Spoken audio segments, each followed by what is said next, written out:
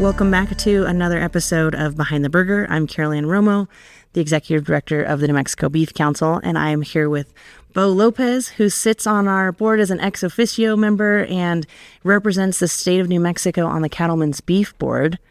Boe, thank you for joining me. Thank you for having me. I always think it's important to do these kinds of things, and not always very good at them, but we make the best of them. Yeah, well, I so appreciate it. We're here at the New Mexico Farm and Livestock Bureau event, and I kind of maybe voluntold Boe, so thank you for being here. So first off, will you introduce yourself and give your background? Just talk about who's Boe. So Boe, just Boe's plain old Boe. I'm Boe Lopez from Springer, New Mexico, and fortunate enough that we have a few little ranches, and some of them go back generations. I mean, on my dad's side, it was his mom's dad that started it on that side, and then on my mom's, it was my grandmother's dad that started it on that side, and then somehow through inheritance and other things, and we've purchased and whatnot, and so we've been able to put a little piece of land together and have our ranch that we're proud of, and we just feel fortunate to get to do it. And so along the way, we've been active in a lot of things. It was always preached to us, to volunteer, to donate, and to give back. And so my family's done that.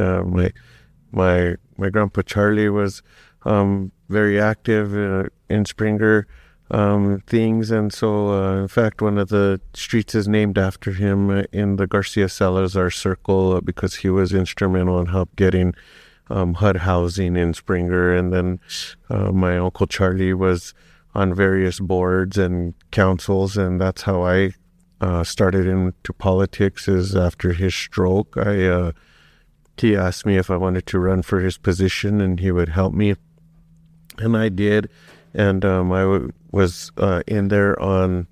I was elected in March, and he passed away in May, so I kind of got cut short with that. But overall, and then now currently, my mom has served on the Beef Council, and she's on the school board, and so then of course I've served on the County Farm Bureau, the State Farm Bureau, the New Mexico Cattle Growers, now ex officio on the Beef Council.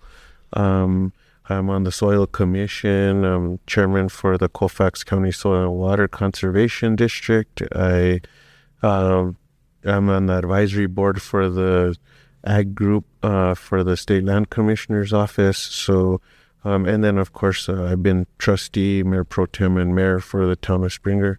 So just kind of wide variety of experiences, backgrounds, but I think they've all been successful because of the ag background and the principles that we learn within the ag community, and its honesty and hard work and respect. And I think those are things that have helped me be successful in all the endeavors I've adventured into.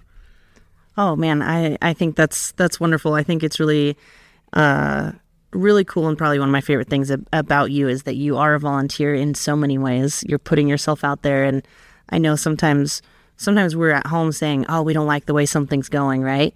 Well, you're not at home saying that, right? You're involved. You're a voting member of organizations. You're trying to make an impact on the world, and I think that's absolutely aspirational. And many a times you get a little pressure, some heat, because you do have to make challenging decisions, being on these different boards and being a part of different organizations and whatnot. But at the end of the day, it's my opinion of that day with the knowledge and the resources I had available to myself. And so it's not always 100% right, and we're going to have some things that sometimes we have to go back and revisit, but at the end of the day, I'm giving it my best. And so that's all you can ask of anyone in any of these positions, because I encourage more people to get involved and actually take that step out there and do it. It's easy to stay on the sidelines and critique. And I used to be a critiquer. And when you get involved and you get more information and you know more about the background of things, it can change a perspective. And I think we've seen it happen even just on the Beef Council. I mean, I know us and others, used to question the additional increases, and it's more than bumper stickers, and it's more than meals that we're sponsoring. And there's a whole lot of things that go on behind the scenes that I don't think a lot of people are aware of, and not many people will take the time to actually go investigate and do some research to see what it is that their dollars actually really doing for them. And a lot of times we don't see it because it didn't just directly deposit an extra dollar into our account, but it's the overall environment that encompasses this whole umbrella of all the moving parts that the industry has to deal with and work with. And sometimes the biggest part is communication and telling the story. Oh, absolutely. Absolutely. And I think that if you do anything with good intentions and understand that it's okay to be wrong sometimes, we can change our minds. And like you said, we're doing the best we can with the information we have now. And even, with specific to Beef Council, is we're doing the best we can with how we understand. And I'm always trying to say, too, that if someone has questions or comments, call me. I put my cell phone out all kinds of places. Let's talk. Teach me, because I need to be and I want to be an open to learning and trying to be. That's why I've been on ranches, right? I got to come to your ranch, and because I think the important thing is I should be learning. And in anything, right? That's a great life lesson. If we understand that it's okay to be wrong, it's okay to change our minds, and any definitive strong opinion sometimes is dangerous, right? You have to understand there's both sides to every story, and that I always think back in my mind of a good example is when I was a kid, I thought this particular brand of truck was the truck. It was the coolest truck. And then I realized, I grew up and I could only afford this truck. And then I grew up a little bit more. Well, this one's got more legroom so that if I have to sit next to my kid in the back seat, this one's better. And so I still won't even put out there necessarily what truck I like, because I don't know. It might change. And so just that strong opinion on anything, the more we can learn to just be open to others' opinions and understand that we're not always right is a way I strive to be. For sure. And compromise is a big part of anything that we deal with. And in a changing environment like we see currently right now with what the beef industry is experiencing, we're having some very volatile days on the market. And so it has been, it's a great time to be in the industry. But at the same time, it still has had some ups and downs along the way. And so that's kind of what we've got to remind ourselves, is that's what we're putting into, is to help protect our industry against some of these things that arise. It's amazing what one sentence can do to change things, and how they can use that for excuses, and how impactful it can really be on a global market. So that's where we're at. But like I say, that's my whole goal on being a part of all these things, is just to try to do our best to get the information out there. And that's why we've invited you, earlier this year to our beef promotion meeting that we had in the Northeast for the producers up there. And I think it was a great meeting, that even though, there's 25 people that show up, but in that group, there was some in there that had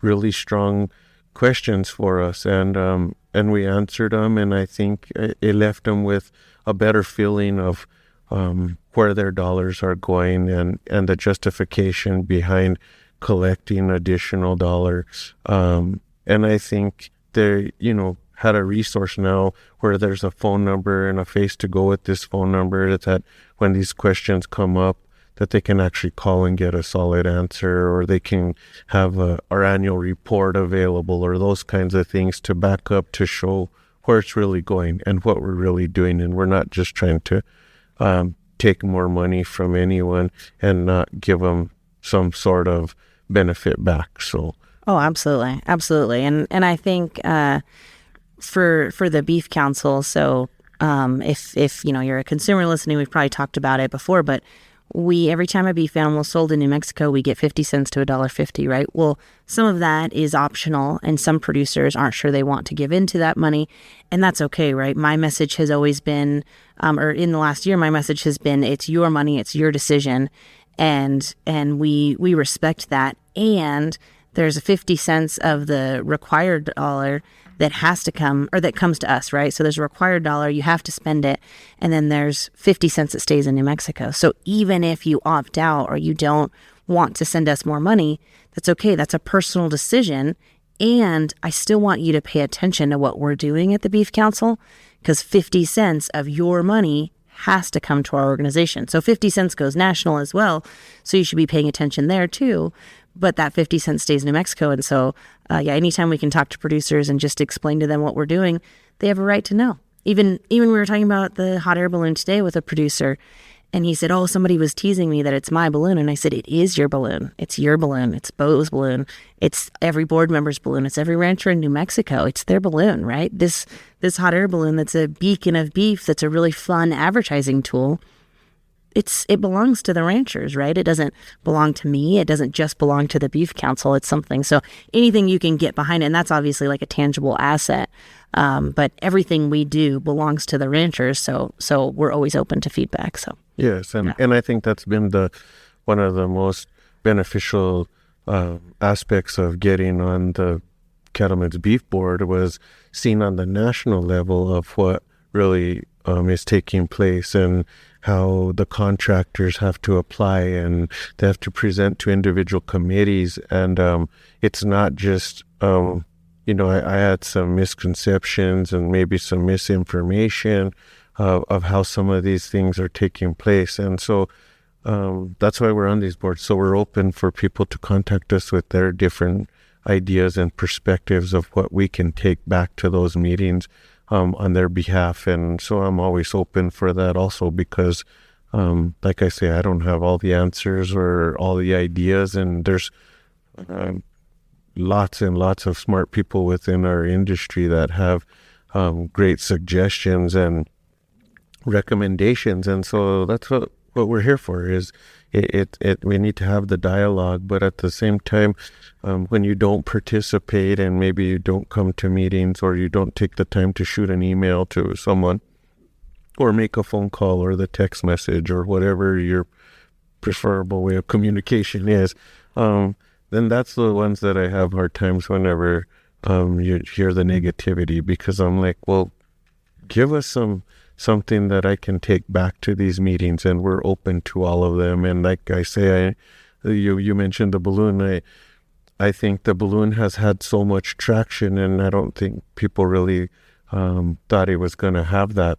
But I see the social media posts with the balloons and the events that the balloon has been to, and it's thousands and hundreds of thousands of views and shares, and I'm like, this is what we want. We're at the end of the day, it's promotion. And so maybe for some people it is kind of a different pill to swallow about a balloon and what's this going to do for me. But at the end of the day, it was just at an international balloon fiesta a few months back that, look at the numbers of the visitors that were here. And for us to be the balloon to get to carry the flag the one morning, to start the event off, and the publicity and the knowledge, and just to even get the conversation started. And so, if anything, the balloon's been a conversation starter. Big time. So maybe there's been people that maybe would never approach or mention anything Beef Council wise, but now the balloon at least has been the opening statement of the way to get into those kinds of conversations and maybe get more people engaged and involved, and come have recommendations of where you'd like to see this balloon. And I think we were responsible with it, that, if we got the balloon, that we'll be able to have the decals removed, and we can always sell the asset if we have to. So it's not a complete, loss, like if we bought a vehicle and depreciate or whatever. Yeah. But anyway, so it's been, I think, sometimes people neglect that the time and effort and thought that goes into these decisions. It's not just we woke up one day and said we're buying a balloon and we proceed with it. I mean, it took a lot on your part as far as a pilot, how's this balloon gonna The insurance. transported, it's just all those things. Yeah. No, I love that, and that's a special favorite right now.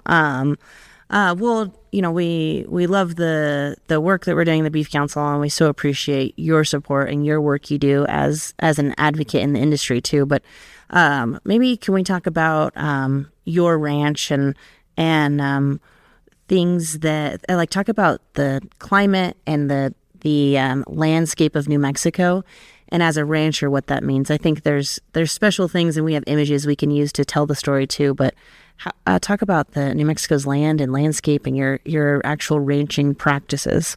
So as we all know, New Mexico has varying landscapes, and I mean we go probably from a couple thousand feet in elevation to 10,000 feet in elevation, and so it varies. But where we're at, we're like 5,900 feet at our headquarters, and then of course we're fortunate to have some leases that we go to 8,500 feet, and so there's things that come up with all of those. I mean, there's pine needles that the cattle get on those; they can abort their calves, and there's brisket disease that we contend with at elevations that high.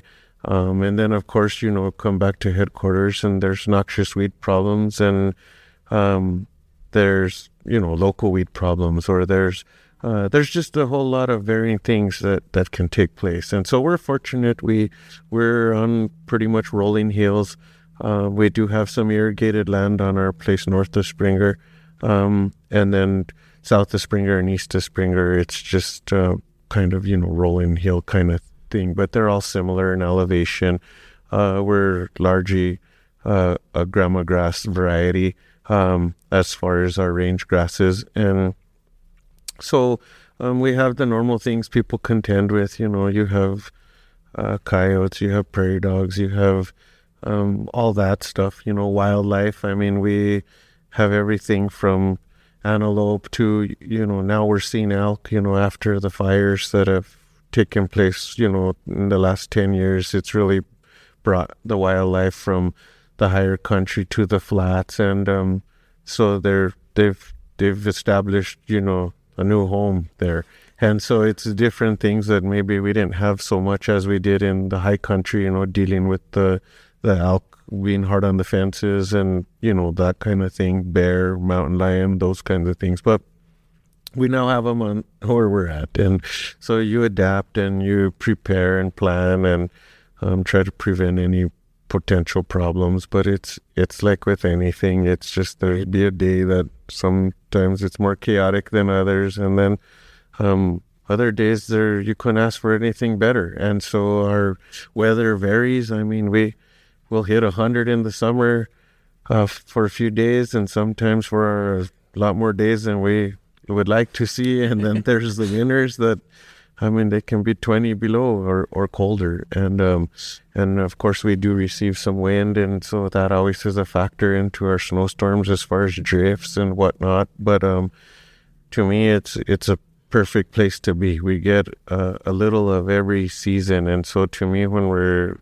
seem to be getting tired of one season, the next one's coming. And so of course it is New Mexico, and so you can have all 4 seasons in one day some days. And so it just that's how it goes. But we're fortunate, and some we rely on pond water, others we have creeks through, and so I think those are all blessings, and they're things that have been in our family for generations. And I just feel totally thrilled that it's where it's at, and that we've been given this opportunity and looking to make improvements to continue to pass this on. Stay with us. We'll be right back. This episode of Behind the Burger is brought to you by the New Mexico Beef Council. At NMBC, we're all about supporting New Mexico's ranchers and bringing the story of beef to life, from pasture to your plate. If you're enjoying these conversations, be sure to follow us on social media to keep the journey going. You'll find us on Instagram and TikTok at NMBeef and on Facebook at NM Beef Council. We're sharing ranch life, beef tips, recipes, and the people behind the plate. Come be part of the story. Oh, absolutely. I think one of my favorite things to say is that the amount of expertise a rancher has to have in grasses, and then in weather, or even there's certain lingo that kind of becomes almost like jargon in ranching or in agriculture. It's rainfall and elevation, that we talk about that so much, right? Well, if you talk to somebody who lives in an apartment in Kansas City and you tell them, I wonder what elevation we're at, that's not even, or how much rainfall we get, or whatever it is. And not to bag on Kansas City, I just lived there for a minute, but those things that are so important to where you live and how you run your ranch as a business and a lifestyle. And I just always think that's really interesting that you can ask any person in agriculture and they're going to know the average rainfall of where they are. They're going to know what elevation they're at, and they're probably going to know what breeds of grass, right? Where I barely know what kind of grass is in my yard in town, right? I just know it's the one you throw out and you mix it or whatever, Yes. And I always love that expertise and that having to be so in tune with the environment around you. And you just have to be a resourceful person. I mean, you have to be part mechanic, part contractor, plumber, electrician, soil scientist kind of thing, and combine them all. I mean, and I'm not good at all of those, but I mean, there are people that are, and those are the ones that I like to associate myself with, because I can learn from them so many things, and it's from all different ages. I mean, I've learned from the 90 and 100-year-olds. I have an aunt right now that's 100. I mean, that was one of the last ones born on the ranch in Springer, and there was 18 of them. And so they're just tough people, and the stories that they tell and things, that they mention when visiting with them, I'm like, I have it pretty easy, that you take for granted because you get spoiled with the modern day conveniences. Oh, absolutely. Absolutely. Well, and I think that goes back to what you said about your advocacy and your career and your all the things you do come back to learning from agriculture, right? That open-mindedness, that toughness, that willing to learn anything and adapt, that all helps you be, a better person when you're out in those industry organizations or political situations. Yes, and definitely working cattle will toughen anyone up because, it's a stressful situation. And so, yeah, sometimes there's some, screaming, yelling, whatever it is. But, I mean, it's all building you to build character. And, I mean, there's going to be good days and bad days. And sometimes you just have to suck it up, for lack of a better word. And the ag industry definitely does a good job of that. And so when I went to get into politics, I think that's why I had a little tougher skin, because I had already, been exposed to a lot of this stuff and critiques and whatnot. And so at the end of the day, you just have to be like, what can I do better tomorrow? And we go on with it, because you can't dwell on what happened in the past. We'll be stuck Absolutely. and get left behind. Yeah, absolutely. That thick skin is important. I think there's even jokes too about working cattle with a family member or a spouse or something, about if you can make it through that, you can make it through anything.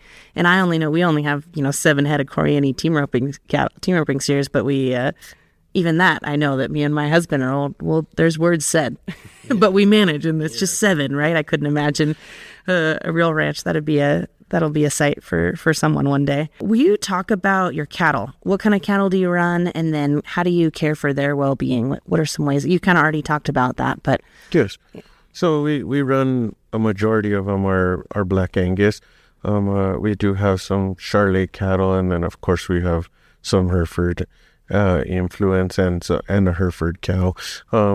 But they're a pretty hardy breed. I mean, they pretty much take care of themselves, but we do our part. So we, annually we preg test, and so we vaccinate them, and all in preparation to keep them healthier. And ultimate goal is to keep the mama cow healthy so we can have a healthy calf too.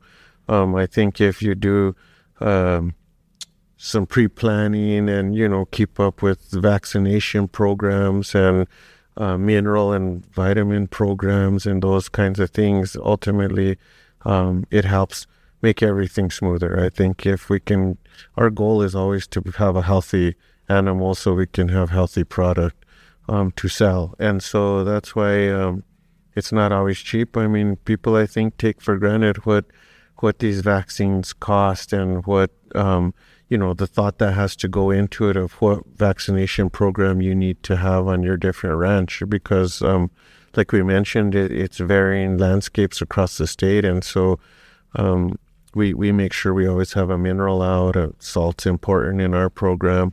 We vaccinate for respiratory things, for shipping fevers, because, as you've seen, we do take ours on a 40-mile little trek and then, a 5-mile hike up the hill there. And so we're renting trucks, we have them come help us haul our cattle. And so we don't know what's been in those trucks that we're going to be putting our cows in. So we want to make sure that they have all their vaccines to where, whatever is in there, that we don't have no sickness as a result of it. And most of them are clean trucks and whatnot. But overall, we want to make sure that we're doing our part to make them successful. And so that's why we do test our grass for protein.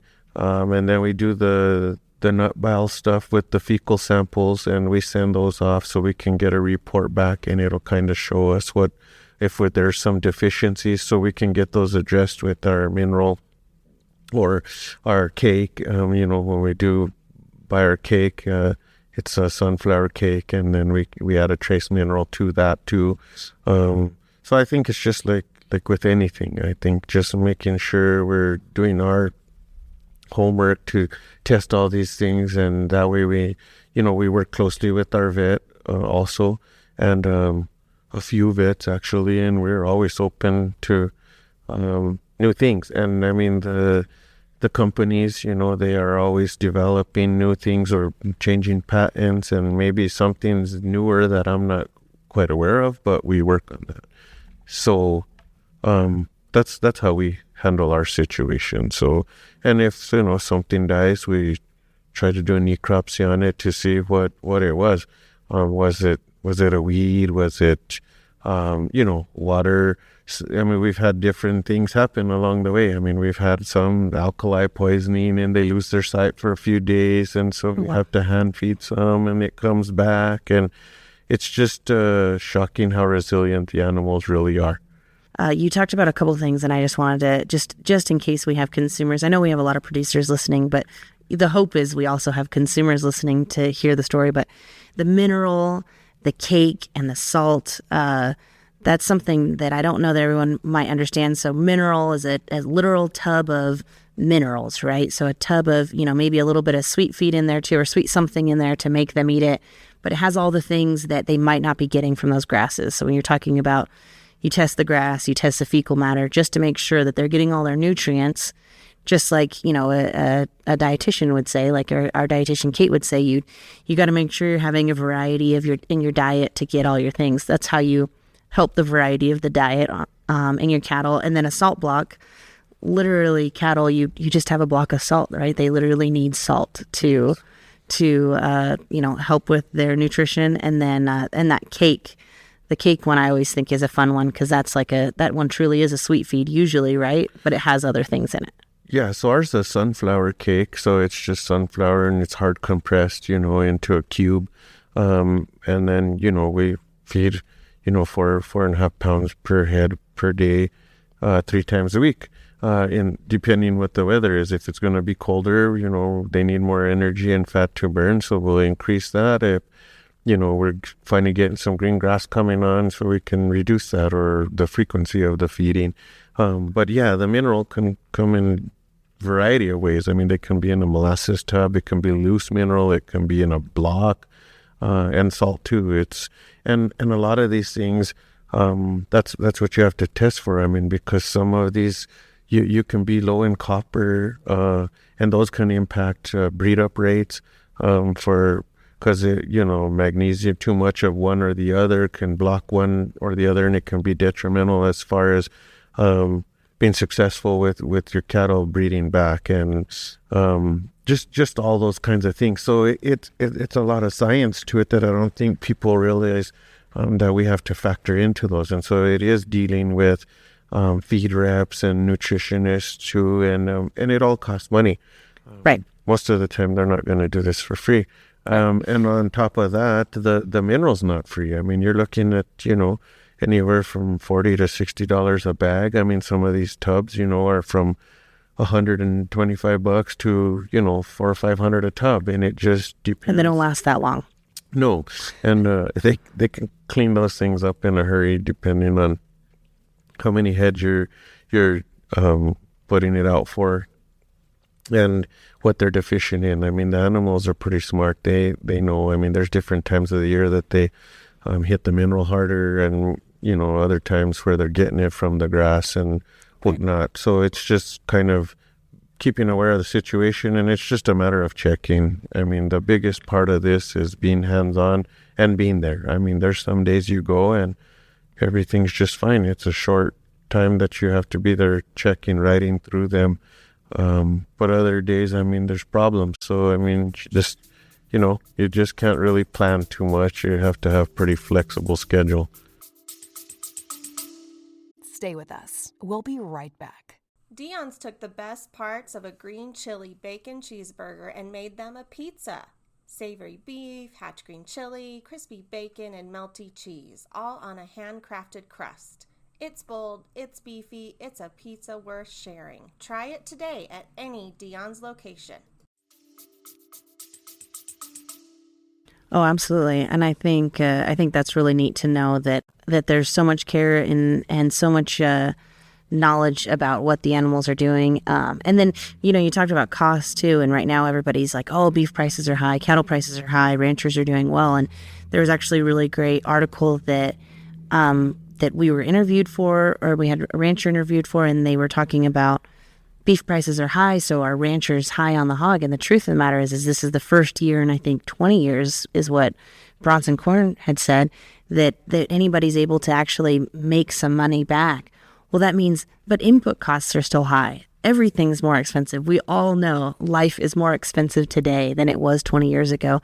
And so just because a rancher might be breaking even or making a profit with cattle prices this year, that doesn't make up for the debt that got them there, the loans on the land, whatever it is that have built it. And so that's just an important thing to remember, that the economics of ranching are rough. Yes. And I think, people have misconstrued a lot of this with the beef price, and they don't realize that there are different compartments, or however you want to put it, throughout the chain of it. I mean, from cow-calf to grocery store meat locker or whatever. It's a lot of inputs. There's a lot of different entities involved, and there's different stalker guys, feeders, there's processors, there's a lot involved in all of that. But overall, the input costs for anything within the ag industry, like you said, is high. I mean, most of the things we're dealing with, the equipment to harvest is expensive. Just fencing material, just the hay cost, the cake cost, the truck to put it out in. I mean, they're not $20,000 trucks anymore, and I mean, we're not even talking about buying the fancy one. No, it's like the roll-up windows and even the tires, anything. There's still $60,000-$80,000 that you have to account for, and so just the horse trailer that's involved, the trucking that's involved, and the cost of diesel at over $3.50 a gallon average, or whatever it is right now. Those all play into the factor. So I mean, roughly it's $4 to $5 a mile to transport these things, and so you do that for 4 or 5 trucks, or however many you're talking, and it all adds up. And so yes, Bronson hit the nail right on the head. It is nice to have a little breathing room for once in our life, because most of the time the budget is really it's a thin margin with the cow-calf operation. And so many years we broke even. So we did it because we loved it, not because we were getting rich off of it. And just the increase in land values and prices and, trying to expand and then just the preparation for the ranch to be inherited by the next generation of what you have to, set up different entities and LLCs and different things like that to try to help with what could potentially be a tax burden in the end. So where you're not leaving the next generation in a bad situation to where they end up having to liquidate some of the ranch to pay what they need to pay to inherit it. And so a lot of people don't see all the planning that has to take place in order to make it to this point. And even I don't know all the ins and outs, of what my parents and grandparents and great-grandparents have been through the years, but just the short time that I've kind of had the reins of this has been a learning curve. And it's a evolving thing every year. I mean, what we were doing in 1970 is some things are similar and some things have had to go through quite a bit of change. And we had to adapt and whatever to stay competitive and to stay marketable at the end of the day. And at the end of the day, it's something that's really hard to build a budget off of for the next year because we have no idea what calf prices would be from 2020 to 2026. I mean, it varies. And so, when we see it like it was and get a contract like this year, well, we are grateful for it. And but at the same time, we got to put some in the bank because we don't know for the next time when it's not going to be this good. Right. Or when the drought will come or when something will come and Yep. cause issues. So that kind of leads into a good question is, so it's hard. The margins are tight. It's, elk are tearing down your fence. The local weed is coming. All these things, right? There's things that are hard. So why do you do what you do? Why do you love this? Because I couldn't see myself doing anything different. And you do it because of the people you get to work with. I mean, I'm fortunate I get to work with my parents on the daily. And it's a family operation. It's a true family operation. And we're blessed with good neighbors and great friends and that help us when we need help. And, they'll go the extra mile for us. I mean, last night, me and one of my friends, we were hauling a load of cows and we would get home at midnight and then leave in the morning to be here in time for this and head back tonight because we got to get back to, we weaned and so the weather, it's raining and so it's cool. So we need to ride through the calves to make sure we don't have no sick calves. And if we do, so we can get them doctored. So it's the lifestyle I think that chose me and I have no regrets about it, and we do it because we love it, and there's so many beneficial things to it. And I mean the views every day in our office, I mean some days it's really dusty and some days it might be a little snowy and everything in between that, and that's what we do it for, and we do it for our families. And like my goal is that my nephews will take this over, and so I want to do the best I can, like my parents and my uncle did for me and my grandparents, so we could have this and continue to build upon it and continue to improve it to where it's not just a benefit to our family, but all the things that we sustain on our land, from the wildlife, from the birds, the animals, all that stuff.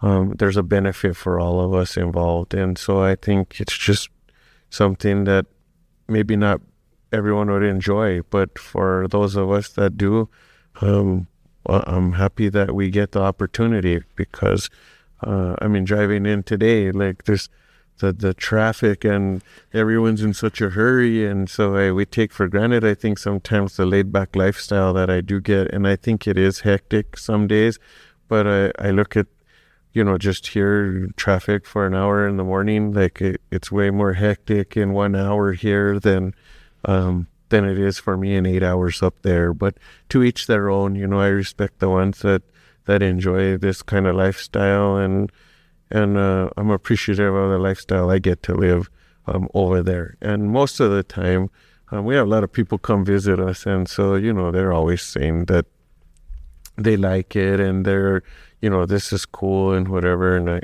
I have to agree with them, because I'm fortunate that Oh, yeah. we are where we are. Oh, it is. And I think we need people like you, right? Because we need both, right? We need folks in the city doing things. We need people, whatever, but we really need people that live in small towns that love that lifestyle and are willing to deal with those small margins to feed the world, to clothe us, right? Yeah. And I think it's a good thing that you and others love that lifestyle. Yes, and I think a lot of people like conveniences, and we do too, but we have them in our own way. Right. Over there, it's just it takes some planning. I mean, it's not a trip to the grocery store on the daily, so when you do plan, you have to plan ahead. And a lot of people, maybe that's not their cup of tea, but for us it is. And like I say, I wouldn't trade it for nothing else. Oh, yeah. One of my favorite small town anecdotes is that I had a friend who moved to a small town for the first time, and she married a farmer, and she was saying they'd have friends over and they'd be working on something, because that's what you do in agriculture. Family and friends come over and you help with something. And then he'd say, yeah, come over for dinner.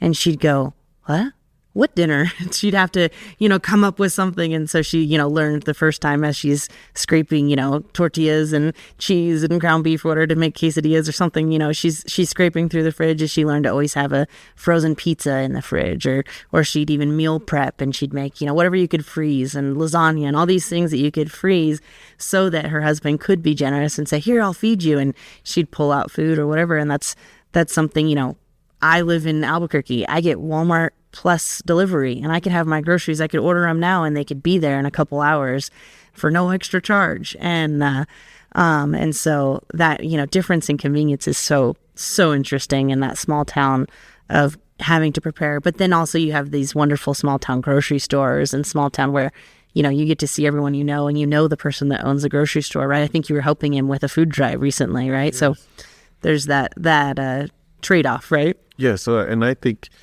you just adapt to your surrounding, and so when you don't have those things readily available, you just rely on what you've known, and so that's what we've known. We're fortunate to have a grocery store in Springer. We have a really good grocery store in Cimarron too that's close by, and so they're both family-owned establishments, and that's what we like to support. And they support us, they support our communities, they support our forage programs, they support all the things that I'm involved with. And so it's really a cool way of life. And the whole neighboring concept, they come help us and we go help them. And it's just great to have those kinds of relationships. And the trust that we can have within our friends and neighbors and families, and where sometimes you might not even know the neighbor, here, or there maybe it's just not the social people. We're social people. We talk to our neighbors, we visit. And I think I have a great picture for that of you visiting with someone driving by as you're pushing cattle on the road. Yeah. Everyone is open to conversation. And so many people have so many questions, because I think so many that are removed from the ranch now, generation or 2 generations away, maybe even a 3rd generation removed now, I think it still intrigues them, because many of times in the conversations I have across the country with, traveling to these meetings or whatnot, they're like, well, my grandfather did that, or my great-grandfather did that. And so the curiosity of it is still there. And so I think that's one good thing that we haven't lost. And so I think it's good that these things are never comfortable to do, but at the same time, I think it's good so people can see where we're coming from, and that we are good people.